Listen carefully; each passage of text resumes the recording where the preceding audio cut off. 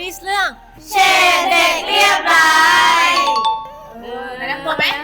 มาเริ่มที่ผมชมพูก่อนแล้วกันสวัสดีค่ะชื่อโอปอค่ะรับบทเป็นเอมี่ค่ะสวัสดีค่ะมินค่ะรับบทเป็นโซฟีค่ะสวัสดีค่ะปุ้ยฝ้ายค่ะรับบทเป็นเจนค่ะสวัสดีค่ะพลอยค่ะรับบทเป็นนาโนค่ะสวัสดีค่ะอิงแลนด์ค่ะรับบทเป็นเอิร์นค่ะสวัสดีค่ะนิกกี้ค่ะรับบทเป็นเบลค่ะเย้แต่คือตอนนี้ทุกคนยังไม่รู้ว่าซีรีส์เราเป็นมายังไงไหนใครมีแบบพอจะย่อให้คร่าวๆได้ไหม เด็กเรียบร้อยคือมันร้ายยังไงต้องเริ่มที่เด็กใหม่เนี่ยเขาต้องมาเป็นเด็กใหม่โดนซีรีส์เรื่องนี้เด็กเรียบร้ายไม่รู้จะร้ายไหมแต่ที่แน่ๆมันมีคนร้ายเรื่องความเจ้าชู้อยู่คนนึงคนนึงเหรอคนนึงส่งมาโยนมาตรงนี้มันไม่คนนึงนะในเรื่องมันไม่คนนึงเพราะว่าเด็กเรียบร้อยเนี่ยจะไม่ได้มีแค่6คนเรามีเพื่อนๆอีกเยอะมากที่เขามีความร้ายแต่ละแบบถ้าอยากรู้ว่าเจ้าชู้คนไหนต้องไปติดตามดูในเรื่องมันมีหลายคนนะเว้ยแต่นอกจากนั้นในซีรีส์เรื่องนี้ยังพูดถึงแบบเบื้องลึกเบื้องหลังของหญิงล้วนที่แบบว่าบางทีแบบภายนอกอาจจะดูเรียบร้อยแต่ที่จริงเรียบร้อยเขาว่านักเรียนโรงเรียนเนี้ยเหมือนผ้าขาวแต่ผ้าขาวจริงหรือเปล่าหรือมีเฉดอื่นอีกจะปนเหลืองนิดนึงอะไรอย่างนี้ก็ต้องให้ทุกคนมาฝากดูกันที่โรงเรียนอทของพวกเรานะคะในเรื่องเชดเด็กเรียบร้อยค่ะติดตามด้วยนะคะเรื่องย่อจบไปแล้วชุลมุนมากเราตรงหน้าเรานี่คืออะไรยังไงมันน่าจะเมื่อไหร่เนี่ยเฮ้ยอยู่มันพอขึ้นมาแจงก้าอันนี้ทุกคนคิดว่าทุกคนเคยเล่นโอเคแล้วเล่นตัวสุดท้ายโอเคได้เลิศเลยเราโอเคอีกคนแรกโอเคโอเคได้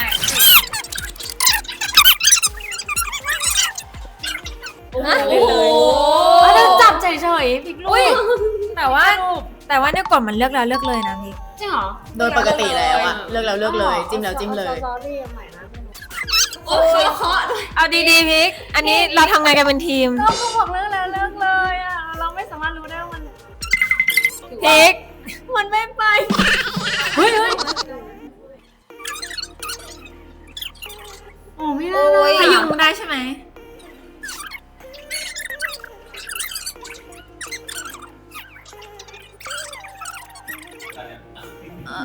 ได้แล้วโอ้ตรงที่เราลำบากแล้วเราภูมิใจในตัวเราไหมเอาแปลว่าเวลาดึงเราสามารถดันบล็อกอื่นได้ใช่ไหมไม่เมื่อกี้มันก็จับแค่เนี้ยช่วยกันไม่เป็นได้ไงวะผ่านไปแค่2 ตายังรู้สึกชิเลงแล้วไงเฮ้ยดีใจโอ้ยวางยาแล้วขอบคุณยาก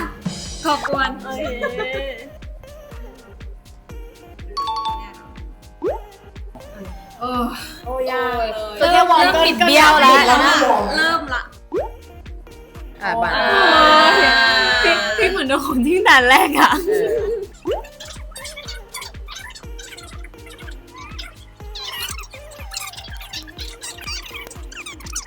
เรื่องอะไรนะคะเนี่ยเรื่องอะไรนะคะเฮ้ยทำไมฉันโดนตอมตีว่าเรื่องอะไรเราจะเกมเรื่องนี้นะ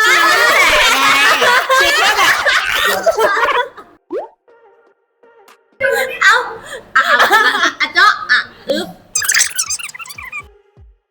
เป็นคนคือตอนนี้อิงดูพูดอยู่ก็เลยยังไม่ขัดไปเป็นคนที่ดูนิ่งแต่เราก็สวยแล้วก็น่ารักคือมันมีความสวยแล้วก็น่ารักในคนเดียวกันคือไม่รู้ว่าจะนิยามยังไงเพราะว่า first impression ตอนแรกมันเป็นอย่างนั้นโอเคแล้วนิกกี้ก็ถ้าให้นิยามคือจริงๆคำแรกที่นึกถึงมันก็คือคำว่า audition เพราะว่านี่โอเคได้รับบทมาก่อนแล้วก็อิงเจอในวันนั้นแล้วก็นั่นแหละแล้วก็เห็นอิงเข้ามาแล้วก็วันนั้นเราแคสมาทั้งวันเลยอะไรเงี้ยแล้วยังรู้สึกว่ายังไม่มีคนไหนที่แบบตรงใจแล้วรู้สึกว่าจะมาเข้าคู่กับเราเลยภายในวันนั้นอะไรเงี้ยเหมือนแค่แบบเลือกผ่านไปก่อนแบบที่ว่าอาจจะได้มั้งอะไรเงี้ยแต่พออิงเข้ามารู้สึกว่าหลังจากแคสเสร็จน่าจะเป็นคนนี้เลยอะไรเงี้ยแบบคุยกับพี่โปรดิวเซอร์พี่คุณพี่มุกอะไรเงี้ยก็คือพี่หนูขอจิ้มคนนี้เลยอะไรอย่างงี้ใช่ตั้งแต่พวกคุณกลับจากเชียงใหม่ที่พวกคุณหวานขึ้นนั้นเขาดูเชียงใหม่ทำอะไรแล้วคู่อื่นล่ะคะอันเนี้ยดักเลย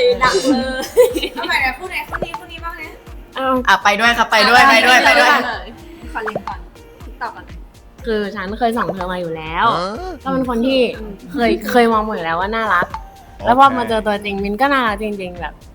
สายตาคนอ่ะ ไม่วางละนะ น่ารักใช่เป็นคนที่น่างวยมาก ของฉันนิยามคือ เจอคนคุ้นหน้า แต่ไม่เคยเจอกัน เพราะว่าน่าจะเคยเล่าว่าแบบเจอเธอในแอด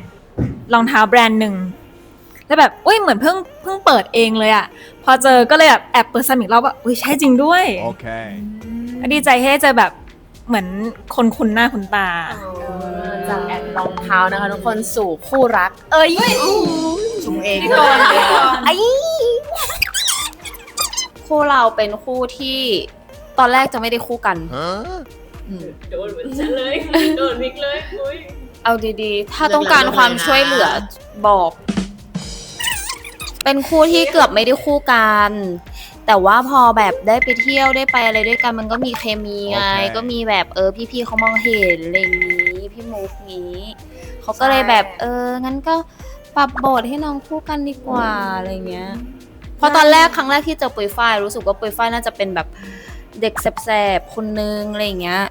แล้วปุยฝ้ายคิดว่าฉันเป็นคนยังไง เสียสมาธิไม่ละ คือถ้ามองแบบพี่บอยตอน ตอน first impression ก็คือสวยเลย คือนิยามคำแรกของเขาคือสวยเลยหนูให้เขาสวยจริงๆก็คือแบบว่า เสียสมาธิ ใช่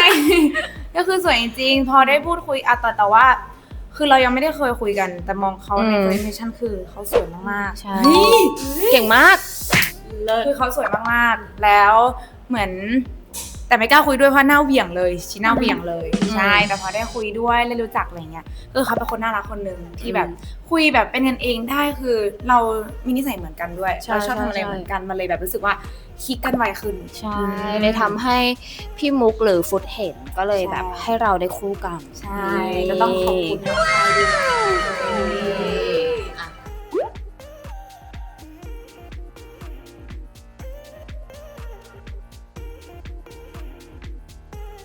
คือถ้าสำหรับตัวเองอะรู้สึกว่าความต่างอะมันมีนะ แต่ว่าโอ้ยเสียสมาธิจังเลยว่า คือมันอาจจะเหมือนกันตรงที่แบบความนิ่ง ความแบบไม่พูดไม่จาสักเท่าไหร่อะไรเงี้ยแต่ว่าถ้าในเรื่องของด้านนิสัยอะเบลจะมีความตัวตั้งตัวตีกว่าไฟกว่า แล้วก็เป็นคนไม่ค่อยคิดเยอะเท่าไหร่แบบเป็นคนคิดแล้วกระทำเลยอะซึ่งมันคงจะต่างจากเราในเรื่องนั้น เพราะว่าเราค่อนข้างคิดเยอะกว่าเราจะพูดหรือทำอะไรออกไปใช่ ส่วนในตัวของเอิญ เดี๋ยวนี้เตรียมหลายทีแล้วนะหลายทีนะอันนี้หลายทีนะสำหรับของเอิญอิงรู้สึกว่าเอิญก็มีส่วนที่คล้ายๆอิงแลนด์ตรงที่ก็คือไม่ได้เป็นคนที่พูดเก่ง แล้วก็เป็นคนที่เขาเรียกว่าอะไรเป็นฝ่ายตามเพื่อนๆอะไรเงี้ยซึ่งในเรื่องก็น่าจะเห็นได้ชัดอยู่ว่าแบบเป็นฝ่ายตามคนอื่นอะไรเงี้ยซึ่งปัจจุบันก็เป็นแบบนั้นก็คือเป็นฝ่ายตามว่าอันนี้ไปอย่างเงี้ยจะเป็นฟิลนั้นอันนี้คือสิ่งที่เหมือนกันกับเอิญแล้วก็มีอีกอย่างหนึ่งก็คือแบบเป็นคนที่ค่อนข้างจะรักครอบครัวเหมือนกับเอิญอะไรเงี้ยแต่อีกส่วนหนึ่งที่ต่างกันก็คือถึงเอิญจะแบบไม่ค่อยสู้คนแต่อิงก็เริ่มสู้แล้วนะพิกว่าสิ่งที่พิกเหมือนกับเอมมี่ก็คือ อะไรดีวะ เหมือนกับเอมมี่คือโอปอลจะเป็นคนที่นิสัยจะค่อนข้างติดห้าวนิดนึงซึ่งเอมมี่ก็เป็นแบบสาวเท่สาวอะไรหนูก็เป็นคนที่ติดห้าวประมาณนึงหนูว่าส่วนเนี้ยก็เป็นสิ่งที่เอมมี่กับโอปอลเหมือนกันส่วนที่ไม่เหมือนก็คือไม่เอาสายตาบอกว่าอยากพูดคำนี้ ไม่เหมือนด้วยหรอ เพราะว่าส่วนที่ไม่เหมือนสิ่งที่ไม่เหมือนก็คือที่บ้านของเอมมี่เขาจะไม่ค่อยรักเอมมี่เท่าไหร่แต่ว่าบ้านหนูรักหนูมากนะแล้วก็ซัพพอร์ตหนูมากเลยใช่แล้วก็เรื่องเจ้าชู้โอบอนี่ไม่มีนะคะเนี่ยไม่จริงเลยค่ะเชิญค่ะ ไม่จริงเลยค่ะ ไม่จริง ส่วนของมิ้นท์สิ่งที่เหมือนกันน่าจะเป็นความเรียบร้อยความแบบว่านิ่งๆละกันโอ้โห ได้ยินเสียงหล่อปะ ฮะ สงสัยมันสนิทกันเกินไง แล้วก็ เรียบร้อย เป็นประธานนักเรียนเหมือนกัน แต่สิ่งที่ไม่เหมือนกันคือโซฟีอาจจะแบบเซ็กซี่ดุดันแบบโอ้ อย่างของปุ้ยฝ้ายเฮ้ยพี่พลอยอย่างของปุ้ยฝ้ายคือ ที่เหมือนกันก็น่าจะเป็นความตลกเฮฮาอะไรอย่างเงี้ยแหละ แต่ว่าที่ไม่เหมือนก็อาจจะเป็นเรื่องด้านของครอบครัว Okay. ใช่แต่ว่าโดยรวมถ้าเอาเป็นนิสัยของเจนกับปุ้ยฝ้ายอ่ะก็คิดว่าคล้ายๆกันแต่ว่าปุ้ยฝ้ายจะมีความสู้คนมากกว่านี้นึงคือในเรื่องเจนมันก็สู้คนแหละ แต่สู้ช้าไปนิดนึงแต่ปุ้ยจะสู้มากกว่าอย่างนี้ดูตัวช้าไปหน่อย เริ่มอยากให้เจนช่วย เริ่มอยากส่วนตัวของนาโนที่พลอยเล่นเนี่ยความเหมือนคือนาโนเนี่ยมันจะรักสวยรักงามชอบดูแลตัวเองซึ่งพลอยอ่ะก็เป็นอย่างนั้น โอเค ก็มีความรักสวยรักงามอยู่ประมาณนึงแต่ว่านิสัยที่ไม่เหมือนอะคือนาโนมันจะเป็นคนแบบเหมือนพร้อมที่จะไฟท์กับทุกคนตลอดเวลาแล้วก็เป็นคนแรงอะซึ่งแบบชีวิตจริงอะพลอยเป็นคนนิ่งๆแล้วก็แบบก็ยอมคนเลย โอเค แบบเคยทำเลยก็ทำอะไรอย่างเงี้ย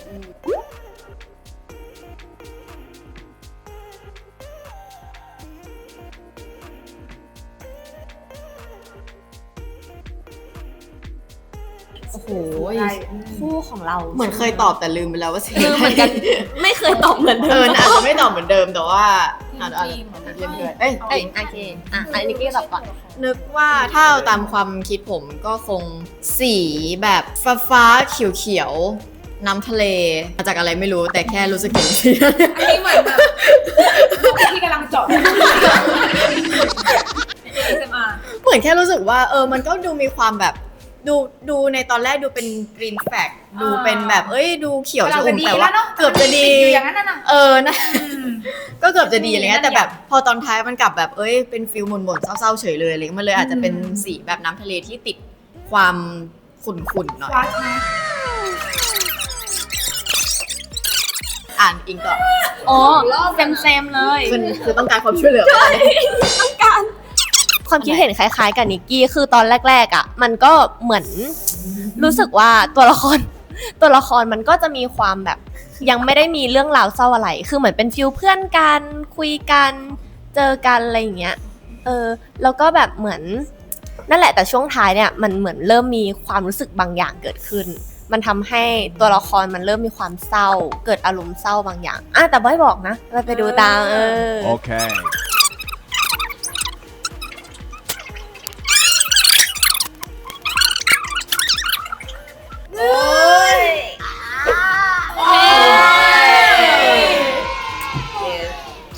เก่งอ่ะ ต่อไป เหนื่อยลุ้นอะ ใครเล่นนะ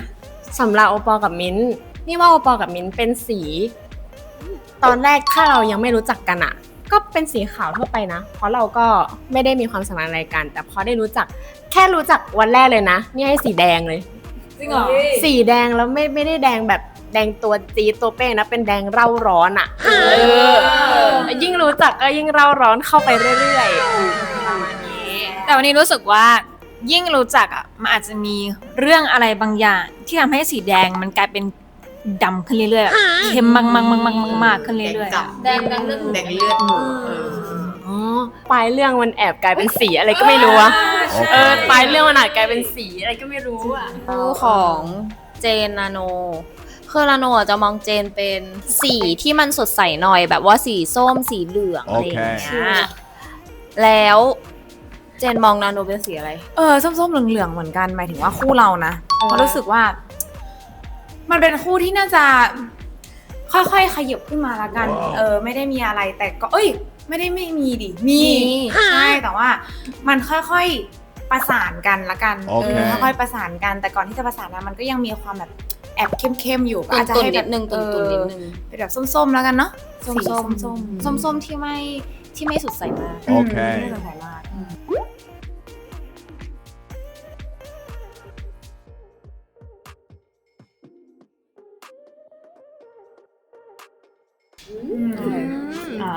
เวิร์กช็อปกันนาน น่าจะพอๆกันนี่แต่ฉัน ใช่ น่าจะรู้สึกว่าพอๆกันกับทุกๆคนมั้ง เพราะว่าพวกเราก็แบบเริ่มเจอกันก็พร้อมๆกัน เจอกันแรกๆแต่ว่าเวิร์กช็อปครั้งแรกที่แบบมาได้มาเจอกันอะวันนั้นอะนิกกี้ไม่อยู่ก็เลยจะได้แบบมาเจอกันช้ากว่าคนอื่นนิดนึงใช่ปะวันแรกไม่ได้เจอกันก็ไม่ได้มาเจอกันช่วงหลังอะไรเงี้ยซึ่งแบบก็โอเคคือรู้สึกว่านิกกี้อะถึงแม้ว่าจะนิ่งแต่ว่าชีก็มีความน่ารักชีมีความเป็นเด็กสาวเป็นเค้ก ชีมีความเป็นเค้กอะไรเงี้ยมีอะไรใดๆที่แบบบ้องแบ๊วอยู่ลึกๆในใจข้างในอะไรเงี้ยชีจะแสดงค่อยๆแสดงออกมาบางตอนอะไรเงี้ยก็รู้สึกว่าชีก็น่ารักนะ ส่วนของเราอ่ะ เราเจอกันก็คือเรื่องก่อนหน้านี้ ซึ่งในค่ายอ่ะ ผู้หญิงในค่ายก็มีแค่2 คนที่เป็นนักแสดง นี่ ทำไมไม่ลอยเลยก็ไปเกาหลีด้วยกันใช่ไหม ใช่ ไปมา2 รอบด้วย ทำให้แบบว่าได้อยู่ด้วยกันใช้ชีวิตร่วมกันก็ทำให้เราแบบสนิทกันมากขึ้น แล้วก็พอมาเฉดที่แบบเป็นเรื่องราวแบบโอ้โห มันก็เลยแบบโหสนิทกันง่าย โอ้ย เหมือนเราผ่านตั้งแต่แรกมาแล้ว ซึ้งเลยอะสนิทกับลึกซึ้ง เครียดอะคือไม่ได้เครียดกับการตอบแล้วเครียดกับเกม คือเสียสมาธิแล้วตอบไม่ค่อยรู้เรื่องอะ ที่จริงอะถามว่าเวิร์กช็อปนั้นไหมน่าจะเท่ากับทุกคนแต่ว่าสิ่งที่ โอเค ทำให้เราสนิทกันก็คือ เราชอบไปเที่ยวด้วยกันชอบไปแบบหาอะไรกินอะไรอย่างเงี้ยเพราะว่าเป็นคนชอบกินของเหมือนกันชอบกินส้มตำเหมือนกันเวลาแบบว่างก็นัดกันไปกินเฉยๆแบบเวลาอยู่ห้องว่างก็แบบเธออยากกินอันนี้ไหม อะไรอย่างเงี้ยไปกินด้วยกันไหมอะไรอย่างเงี้ยเพราะว่าแบบก็คือชอบหาอะไรทำด้วยกันอยู่แล้วอะไรอย่างเงี้ยมันเลยทำให้สนิทมากยิ่งขึ้น ยิ่งพอเวิร์กช็อปมันก็เลยยิ่งทำให้สนิทเพิ่มขึ้นไปอีกแล้วพอได้มาเล่นถ่ายซีรีส์แล้วก็มีงานอะไรเงี้ยมันก็ยังยิ่งทำให้เราแบบเพิ่มขึ้นไปอีก อย่าขยับนะทุกคน เมื่อกี้ปุยฝ้ายเลยอ่ะคนขยับ โอ้ค่อย ทำได้ เฮ้ย ไม่ค่อยใครนี้สักเท่าไหร่ โอ้ เนี่ยไม่ล้มเลยไม่